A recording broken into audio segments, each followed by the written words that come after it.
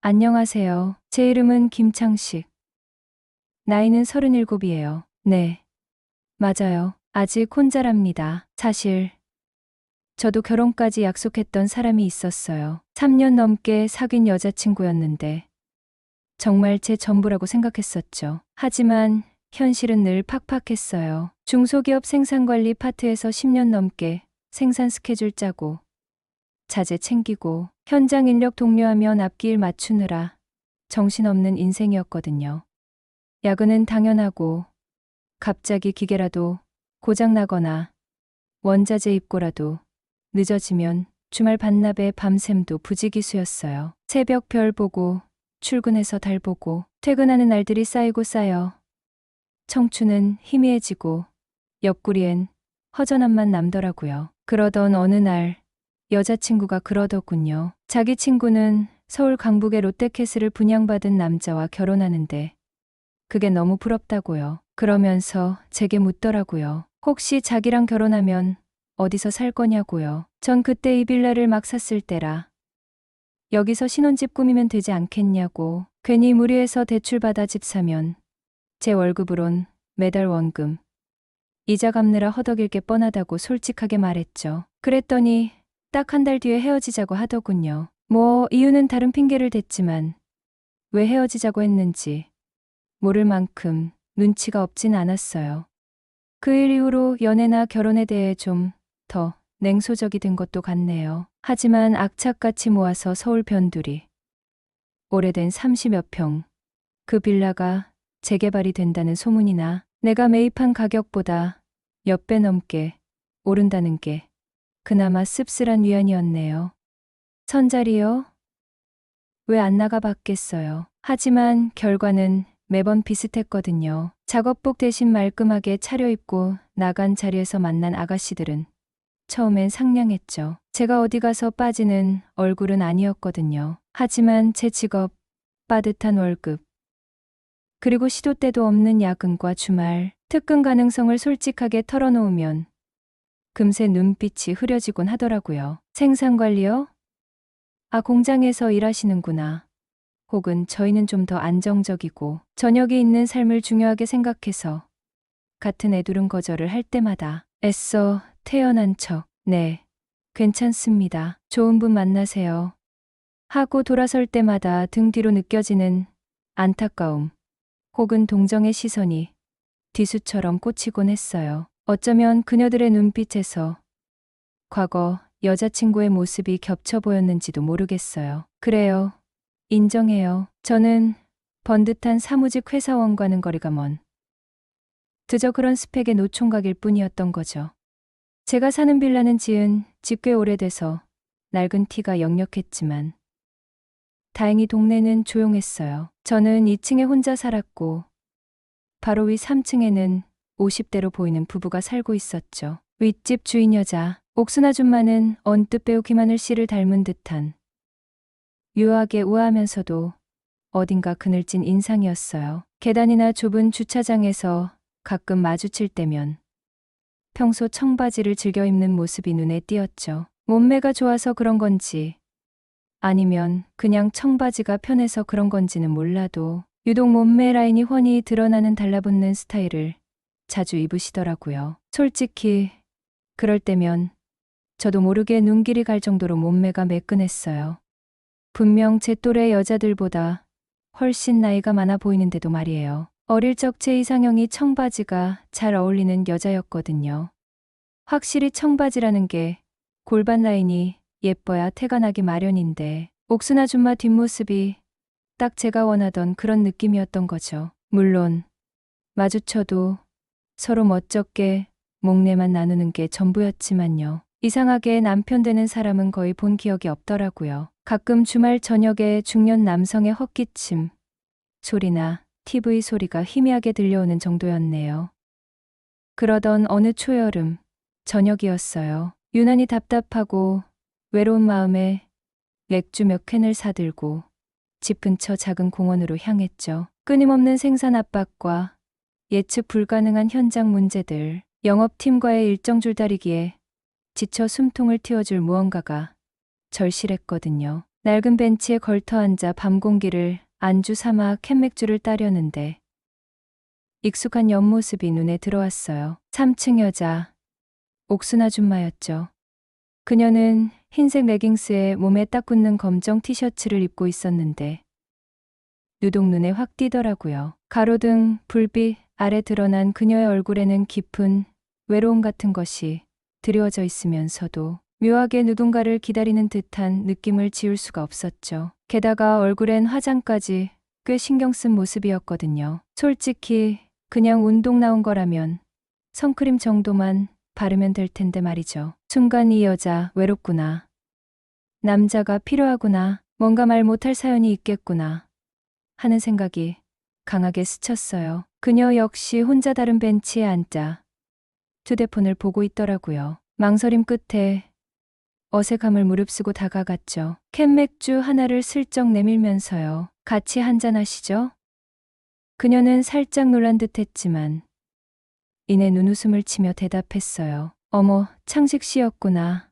저녁에 산책 나오셨나 봐요. 근데 내가 이거 얻어 마셔도 되나 모르겠네요. 혼자 먹기 심심했는데 같이 드셔주시면 저야 너무 좋죠. 그리고 미인과 같이 술 마시면 술맛도 좋아지는 법 아니겠어요? 능글맞게 말을 건넸죠.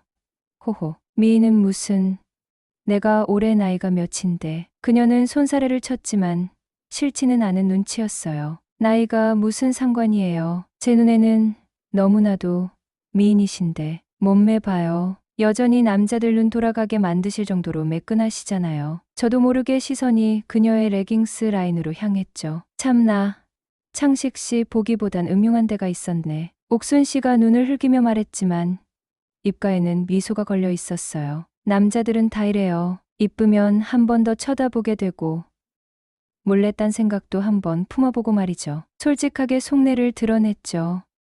뭐예요? 그럼 창식 씨도 나 생각하면서 딴 생각 품어본 적 있다는 거예요?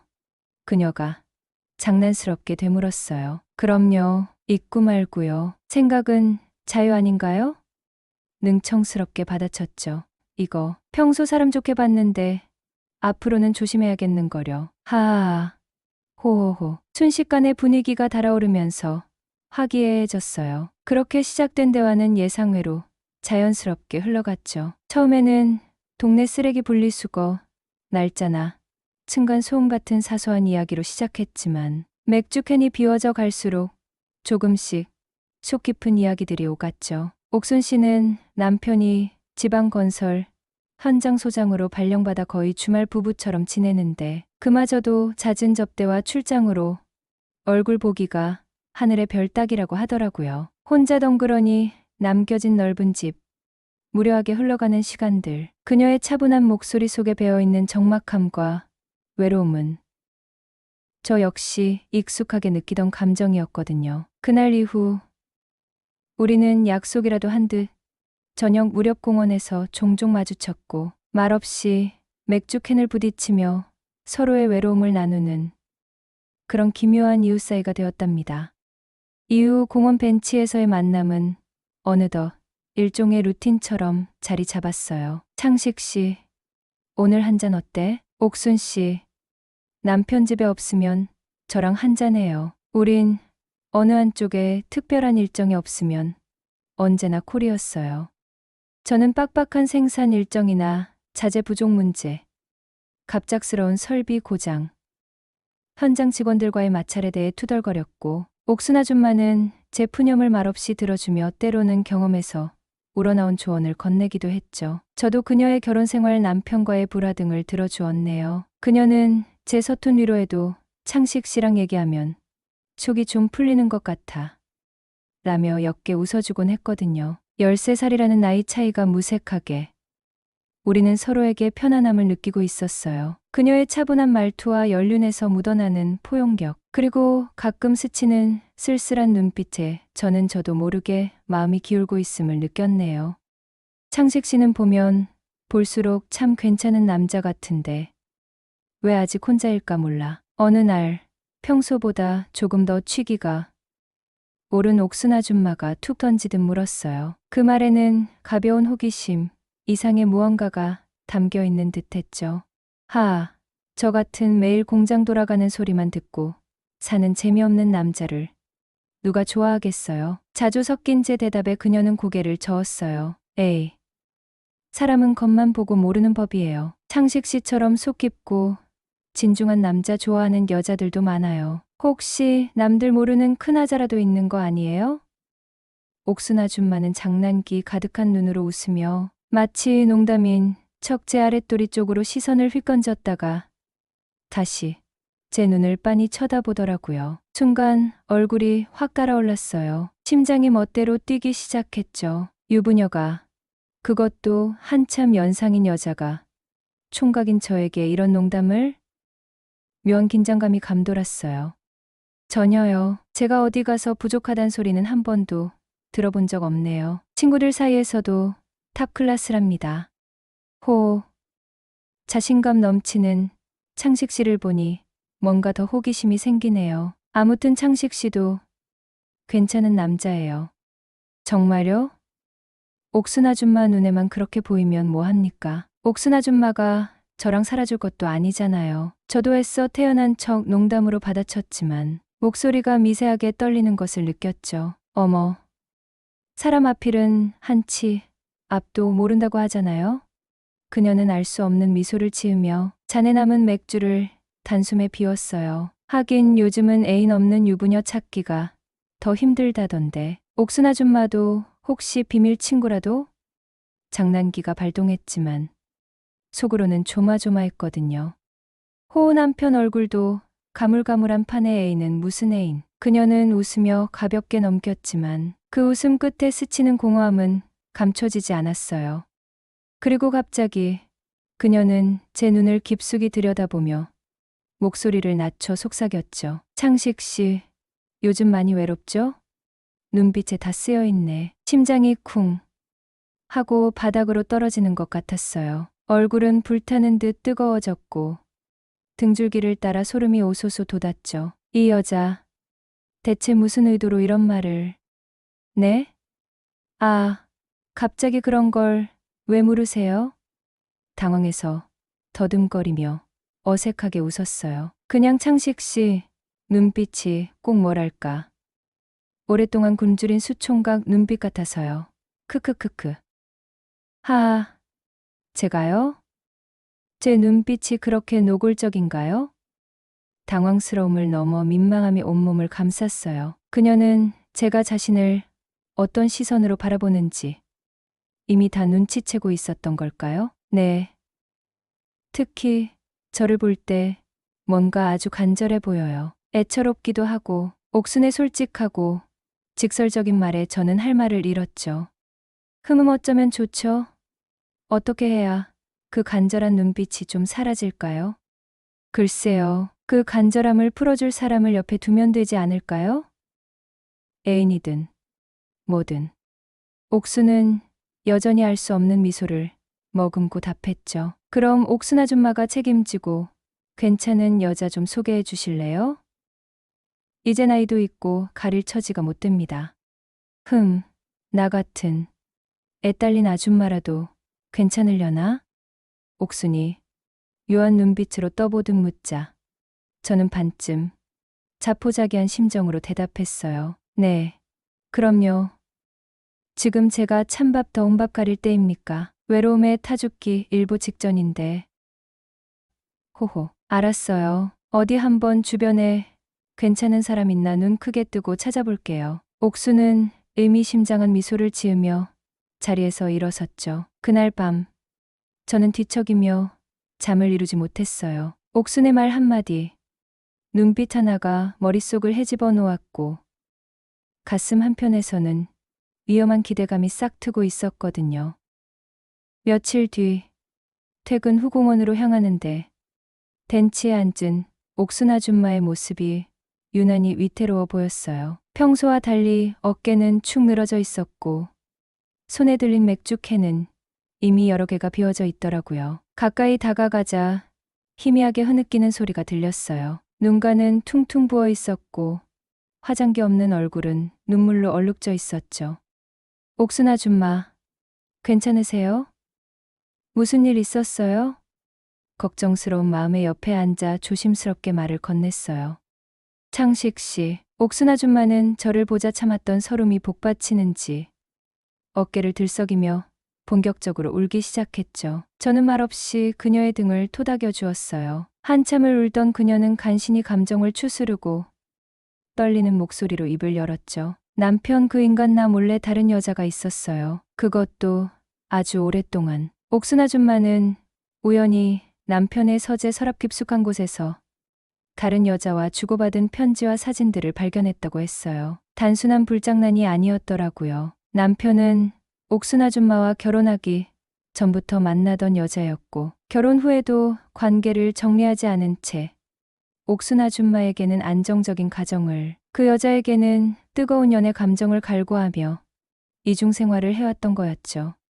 자신은 그저 남편의 필요에 의해 선택된 번듯한 가정을 꾸미기 위한 장식품에 불과했다는 사실을 깨달은 거예요. 내가 그동안 뭘 위해서 참고 살았는지 모르겠어요. 이 결혼, 이 인생 전부 다 거짓이었어요. 옥순 아줌마는 배신감과 허탈감에 몸을 떨었어요. 오랜 시간 묵묵히 지켜온 가정에 대한 믿음이 산산조각 난 순간이었죠. 앞으로 어떻게 살아가야 할지, 이 나이에 홀로 세상에 내던져질지도 모른다는 두려움이 그녀를 짓누르고 있었어요. 그녀의 처절한 눈물 앞에서 저는 깊은 연민과 함께 그녀를 지켜주고 싶다는 강한 충동을 느꼈죠. 과거 저를 떠나갔던 여자친구의 뒷모습과 겹쳐 보이면서 그녀의 외로움과 배신감이 남일 같지 않게 느껴졌거든요. 하지만 그와 동시에 오랫동안 가슴 속에 숨겨왔던 제 마음이 격렬하게 요동치는 것을 외면할 수 없었어요. 어쩌면 지금이 그녀에게 제 마음을 전할 수 있는 유일한 기회일지도 모른다는 위험하고도 이기적인 생각이 머릿속을 스치더군요. 저는 잠시 깊은 갈등에 빠졌어요. 상처 입은 그녀에게 친구로서 든든한 위로가 되어주어야 할까? 아니면 이 혼란스러운 틈을 타 제 감정을 솔직하게 고백해야 할까? 하지만 그녀의 슬픔으로 가득 찬 눈동자를 외면할 자신이 없었죠. 옥순 아줌마 사람 마음 가지고 그렇게 장난치는 인간을 어떻게 믿고 남은 인생을 함께 살아요? 저는 조심스럽게 하지만 단호하게 입을 열었어요. 당장 정리해요. 그런 사람은 옥순 아줌마 옆에 있을 자격 없어요. 제 예상외의 단호한 말에 옥순 아줌마는 울음을 그치고 놀란 듯 눈을 크게 떴죠. 머리로는 창식 씨 말이 맞다는 걸 알아요. 아는데 막상 이혼하고 혼자가 된다고 생각하면 앞날이 너무 캄캄해요. 이 나이에 내가 뭘 할 수 있을지 너무 두려워요. 옥순 아줌마의 목소리는 현실적인 불안감에 다시 떨리기 시작했어요. 저는 더 이상 망설이지 않았어요. 떨리는 옥순 아줌마의 손을 제 두 손으로 조심스럽게 감싸 잡았죠. 생각보다 차갑고 가녀린 손이었어요. 그녀의 체온이 제 손바닥을 통해 심장까지 전해지는 듯 했네요. 그럼 제가 옆에 있으면 안 될까요? 떨리는 목소리였지만 진심을 담아 용기를 냈어요. 나, 옥순 아줌마, 처음 공원에서 만난 날부터, 아니, 그 전부터 계속 마음이 갔어요. 많이 좋아해요. 제가 옥순 아줌마 외롭지 않게. 제가 옆에 있어 줄게요. 옥순 아줌마는 눈물이 그렁그렁 맺힌 눈으로 저를 멍하니 바라보았어요. 전혀 예상하지 못했던 고백에 당황한 기색이 역력했지만 그 흔들리는 눈빛 속에서 아주 작은 희망의 불씨 같은 것을 본 것 같았죠. 그날 밤 우리는 공원을 나와 그녀의 집으로 향했어요. 어색하고 무거운 침묵 속에서 제가 잡은 그녀의 손에 미세한 힘이 실리는 것이 느껴졌죠. 3층 그녀의 집 현관문 앞에 도착했을 때 옥순 아줌마는 저를 놓아주지 않았어요. 들어와서 차라도 한잔하고 가실래요? 떨리는 목소리였지만 거절할 수 없는 간절함이 담겨 있었거든요. 현관문이 닫히고 집 안에 들어서는 순간 옥순 아줌마는 와락제 품에 안겨왔어요. 술기운과 눈물, 그리고 오랫동안 억눌러왔던 외로움과 슬픔이 뒤섞인 그녀의 뜨거운 숨결이 제 목덜미를 간지렸죠. 더 이상 망설일 이유도 참아야 할 이유도 없었어요. 오랜 시간 각자의 고독 속에서 웅크리고 있던 두 영혼은 그 순간 서로에게서 격렬하게 위안을 찾았죠. 어둠 속에서 서툴지만 진솔한 몸짓으로 서로의 상처를 보듬고 눈물로 얼룩진 입술을 탐하며 위태롭지만 간절하게 서로를 원했어요. 그 밤은 길고도 뜨거웠네요. 오랜 갈증을 해소하듯 서로에게 몰입했고 세상에 오직 우리 둘만 존재하는 듯한 착각 속에서 새벽이 밝아오는 것도 잊은 채 서로의 온기를 나누었죠. 아침 햇살이 커튼 틈으로 스며들어 잠든 옥순 아줌마의 얼굴을 비췄을 때 저는 먼저 눈을 떴어요. 눈물 자국이 희미하게 남은 그녀의 평화로운 얼굴을 가만히 내려다보며 복잡한 감정에 휩싸였죠. 37회 만에 처음으로 느껴보는 충만함과 동시에 현실의 무게가 어깨를 짓눌렀어요. 과연 이것이 옳은 일일까? 우리는 앞으로 어떻게 되는 걸까? 두려움과 설렘이 뒤섞여 심장이 세차게 뛰었죠. 해장은 역시 라면이죠. 어색하기 짝이 없는 아침 식사 테이블. 김이 모락모락 피어오르는 라면 그릇을 앞에 두고 걔가 먼저 무거운 침묵을 깼어요. 옥순 아줌마는 말없이 고개만 끄덕였죠. 후루룩 면발 넘어가는 소리만 어색하게 울려 퍼지던 중 저는 다시 한번 용기를 냈어요. 우리 어젯밤 일 그냥 하룻밤 실수로 그렇게 없던 일로 하기엔 너무 아깝지 않나요? 저는 떨리는 목소리로 말을 이었어요. 서로 외로운 것도 잘 알고 이렇게 몸도 마음도 잘 통하는데. 옥순 아줌마는 놀란 듯 눈을 동그랗게 떴다가 이내 복잡한 표정으로 희미하게 웃었어요. 창식 씨, 지금 무슨 말씀을 하시는 거예요? 우리 이왕 이렇게 된 거 같이 살아보면 어떨까요? 제 입에서 나온 말이었지만 저 자신도 놀랄 만큼 대담한 제안이었죠. 난 곧 이혼 도장 찍을 여자고 창식 씨는 아직 앞날이 창창한 총각인데 게다가 나이 차이도 이렇게 많이 나고 정말 괜찮겠어요? 옥순 아줌마는 불안한 눈빛으로 현실적인 문제들을 짚었어요. 그녀의 목소리에는 기대보다 두려움이 더 크게 담겨 있었죠. 그깟 나이나 이혼 경력이 뭐가 중요해요? 저한테 옥순 아줌마는 제가 감히 넘볼 수 없을 만큼 아름답고 소중한 여자예요. 다른 건 아무것도 상관없어요. 제 흔들림 없는 진심, 어린 고백에 옥순 아줌마의 눈에는 다시 뜨거운 눈물이 차올랐어요. 두 번의 실패를 겪은 후 다시 누군가를 믿고 사랑하는 것이 얼마나 큰 용기가 필요한 일인지 알기에 그녀는 쉽사리 대답하지 못했죠. 정말 괜찮을까요? 내가 또 창식 씨한테 상처 주게 될까봐 너무 무서워요. 함께라면 괜찮을 거예요. 절대 실패하지 않을 거예요. 제가 옥순 씨 다시는 외롭게 만들지 않을게요. 평생 옆에서 지켜주고 행복하게 해드릴게요. 그렇게 우리는 세상의 시선이나 현실적인 어려움보다는 서로의 진심에 기대어 함께하기로 결심했어요. 옥순 씨는 힘든 이혼 절차를 밟았고 저는 묵묵히 그녀의 곁을 지키며 든든한 버팀목이 되어주었죠.